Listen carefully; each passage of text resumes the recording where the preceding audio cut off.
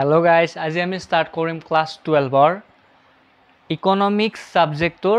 macro economics কিতাপখনৰ প্ৰথম অধ্যায়টো মানে পাতনি introduction chapterটো আজি আমি start কৰিম মই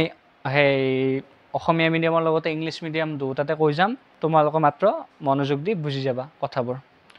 এতিয়া প্ৰথম কথা economics মানে কি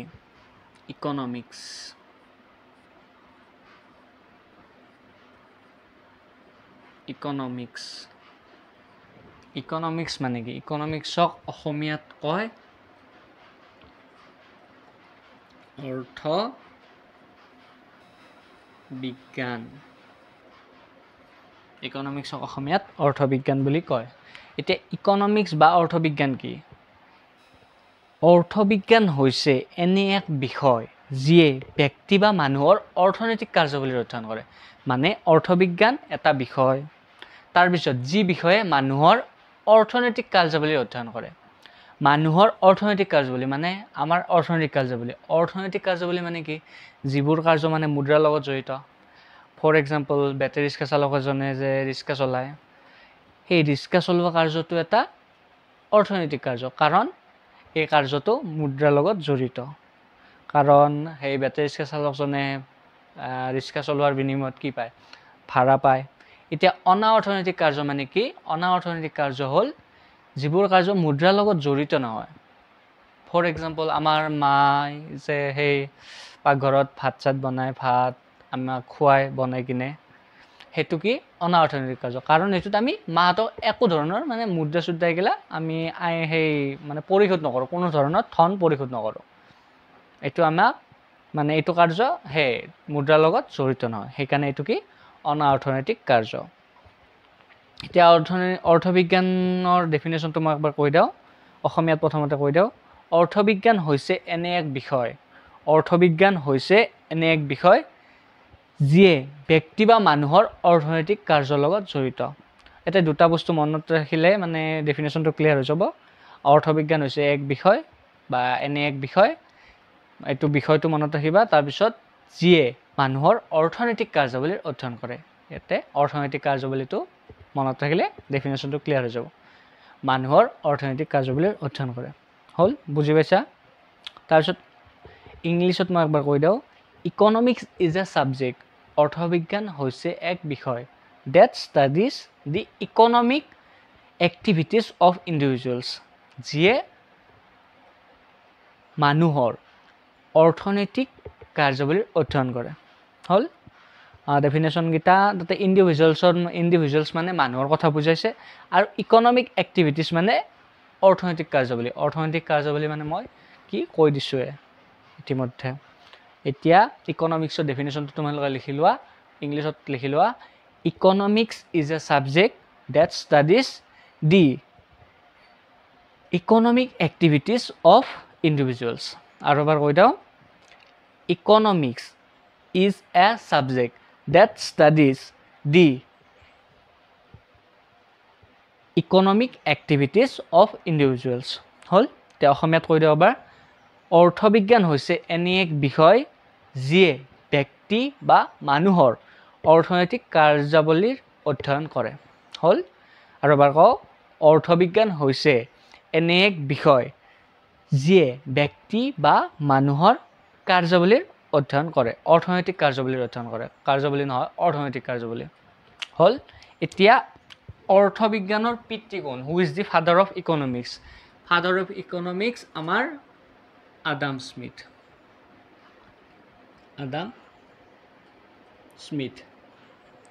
অৰ্থবিজ্ঞানৰ পিতৃ কোন অৰ্থবিজ্ঞানৰ পিতৃ এডাম স্মিথ হল ক্লিয়াৰ অৰ্থবিজ্ঞানৰ পিতৃ আডাম স্মিথ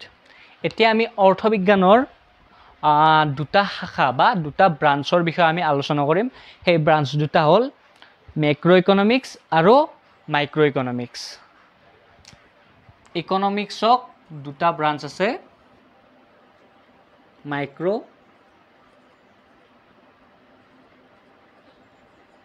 ইকনমিক্স আৰু এটা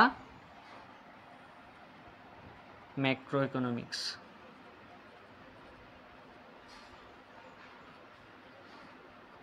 মেক্ৰ' ইকনমিক্স মাইক্ৰ' ইকনমিক্সক আমি অসমীয়াত ব্যষ্টিবাদী অৰ্থবিজ্ঞান বুলি কওঁ ব্যষ্টিবাদী অৰ্থবিজ্ঞান আৰু এইটোক সমষ্টিবাদী অৰ্থবিজ্ঞান বুলি কওঁ সমষ্টিবাদী অৰ্থবিজ্ঞান বুলি কওঁ হ'ল এতিয়া আমি এই দুটাৰে মানে ডেফিনেশ্যনকেইটা চাই ল'ম ডেফিনেশ্যনকেইটা আছে ইয়াত প্ৰথমতে আমি মেক্ৰ' ইকনমিক্স বা ব্যষ্টিবাদী অৰ্থবিজ্ঞানৰ বিষয়ে কম ডেফিনেশ্যনটো দি দিম ব্যষ্টিবাদী অৰ্থবিজ্ঞান কি অৰ্থবিজ্ঞানৰ এটা শাখা বা ব্ৰাঞ্চ প্ৰথম কথা যি অৰ্থনীতি এখনৰ ব্যক্তিগত গোট বা এককবোৰৰ অধ্যয়ন কৰে হ'ল কি এটা শাখা প্ৰথম কথা আৰু কি যিয়ে ব্যক্তিগত গোট বা এককবোৰৰ কি কৰে অধ্যয়ন কৰে মানে ইয়াত ব্যক্তিগত একৰ কথা মানে যেনেকৈ মোৰ ইনকাম বা তোমালোকৰ কোনোবা এজনৰ ইনকাম তোমালোকৰ যদি কোনোবা ইনকাম কৰা সেইজনৰ ইনকাম সেনেধৰণৰ বা মোৰ ছেভিংছ সেইবোৰ কি ব্যক্তিগত একক এইবোৰ কোনে অধ্যয়ন কৰে মাইক্ৰ' ইকনমিক্স বা ব্যষ্টিবাদী অৰ্থবিজ্ঞানে অধ্যয়ন কৰে এতিয়া আহিলোঁ আমি মেক্ৰ' ইকনমিক্সত মেক্ৰ' ইকনমিক্স মানে কি সমষ্টিবাদী অৰ্থবিজ্ঞান মানে অৰ্থবিজ্ঞানৰ এটা প্ৰথম কথা শাখা তাৰপিছত কি যিয়ে অৰ্থনীতি এখনৰ সমষ্টিবোৰৰ অধ্যয়ন কৰে সামগ্ৰিকভাৱে অৰ্থনীতি এখনৰ সমষ্টিবোৰৰ আচৰণ অধ্যয়ন কৰে মানে হোল ইকনমিখনত থকা সমষ্টিবোৰৰ আচৰণৰ অধ্যয়ন কোনে কৰে সমষ্টিবাদী অৰ্থবিজ্ঞানে মানে সমষ্টিবাদী অৰ্থবিজ্ঞানত অকল মোৰ ইনকামটোৰ বিষয়ে আলোচনা নকৰে আমাৰ ভাৰতত থকা গোটেই মানে মানুহবোৰৰ ইনকামটো কোনে আলোচনা কৰে সমষ্টিবাদী অৰ্থবিজ্ঞান মানে আমি এটা সহজ কথাত মানে আমি জানিব পাৰোঁ যে ব্যষ্টিবাদী অৰ্থবিজ্ঞানৰ পৰিসৰটো সমষ্টিবাদী অৰ্থবিজ্ঞানৰ পৰিসৰতকৈ কম সমষ্টিবাদী অৰ্থবিজ্ঞানৰ পৰিসৰটো ব্যষ্টিবাদী অৰ্থবিজ্ঞানতকৈ ডাঙৰ এইবাৰ আমি সেই মাইক্ৰ' ইকনমিক্স আৰু মেক্ৰ' ইকনমিক্সৰ ডিফাৰেঞ্চকেইটা ক'ম মানে সেই সমষ্টিবাদী আৰু ব্যষ্টিবাদী অৰ্থবিজ্ঞানৰ পাৰ্থক্য কেইটামান দিম প্ৰথম পাৰ্থক্য আমি মাইক্ৰ' বা ব্যষ্টিবাদী অৰ্থবিজ্ঞানৰ ডেফিনেশ্যনটো তোমালোকে লিখিবা আৰু ছেকেণ্ড পাৰ্থক্যত মেক্ৰ' ইকনমিক্স বা সমষ্টিবাদী অৰ্থবিজ্ঞানৰ ডেফিনেশ্যন বা সংজ্ঞাটো লিখি দিবা এতিয়া মাইক্ৰ' ইকনমিক্সৰ সংজ্ঞাটো মই কৈ দিওঁ তোমালোকে লিখি ল'বা ইংলিছত প্ৰথমতে কৈ দিওঁ micro' economics is the branch of economics that studies individual groups or units in an economy কি ক'লোঁ মই আৰু এবাৰ শুনি লোৱা micro' economics is the branch of economics that studies individual groups or units in an economy মানে এখন ইকনমিৰ ব্যক্তিগত ইণ্ডিভিজুৱেল মানে কি ব্যক্তিগত পাৰ্চনেল ব্যক্তিগত গ্ৰুপছ বা ইউনিটছৰ কি কৰে ষ্টাডি কৰে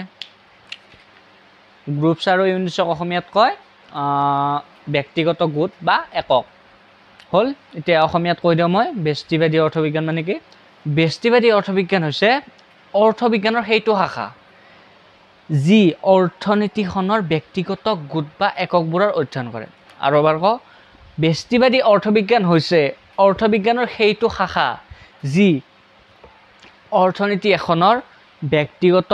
গোট বা এককবোৰৰ অধ্যয়ন কৰে ফাৰ্ষ্ট সেইটো সংজ্ঞাটো মই কৈ দিলোঁ ডেফিনেশ্যন আৰু ইয়াৰো ডেফিনেশ্যন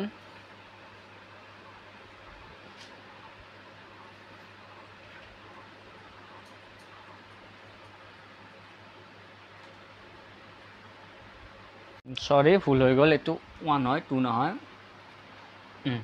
তাৰপিছত ছেকেণ্ড ডিফাৰেঞ্চ আমাৰ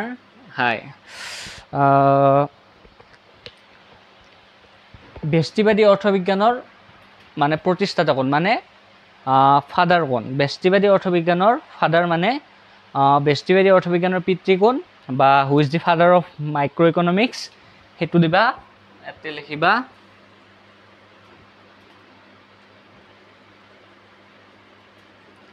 আলফ্ৰেড মাৰ্চেল ইংলিছত লিখি দিওঁ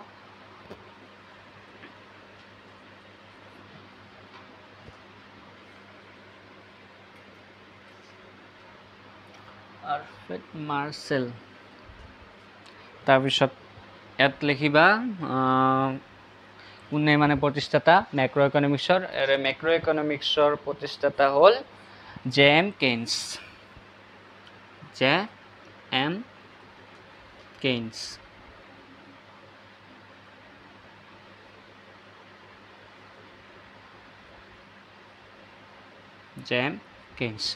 তাৰপিছত থাৰ্ড ডিফাৰেঞ্চ লিখিবা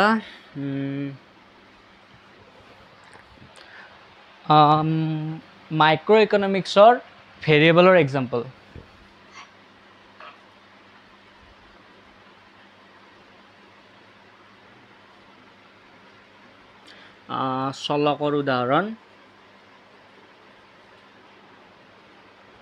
চলকৰ উদাহৰণ লিখিবা ব্যক্তিগত আয় পাৰ্চনেল ইনকাম বুলি কয়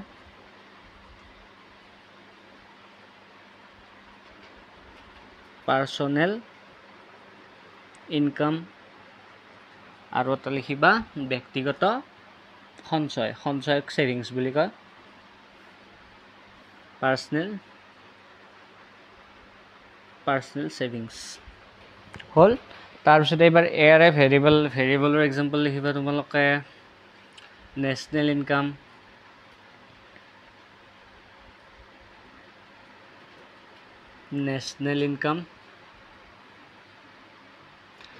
অসমীয়াত কয় জাতীয় আয় আৰু এটা লিখিবা নেশ্যনেল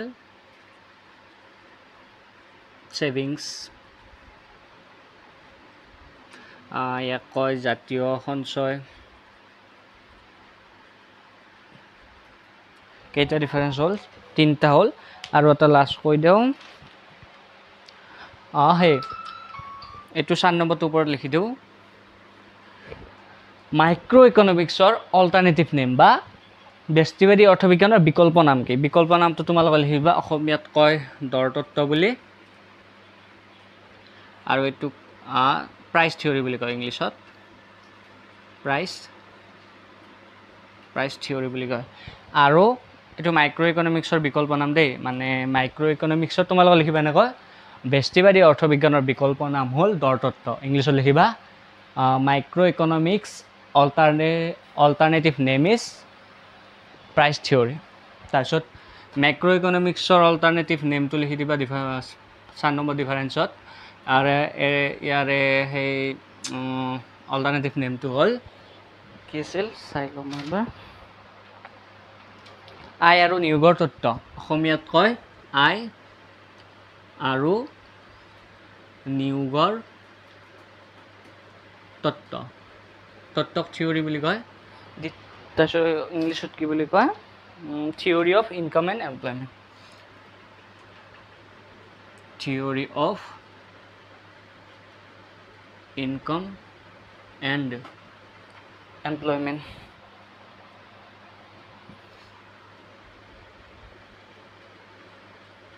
এমপ্লয়মেণ্ট হ'ল এতিয়া হৈ গ'ল ডিফাৰেঞ্চ আৰু বাকীবোৰ আমি নেক্সট পাৰ্টত তোমালোকক দি দিম তোমালোকে মাত্ৰ ভিডিঅ'বোৰ চাই থাকিবা এতিয়া কিবা যদি ডাউট থাকে কমেণ্ট ছেকশ্যনত দি দিবা মই ক্লিয়াৰ কৰি দিম হ'ব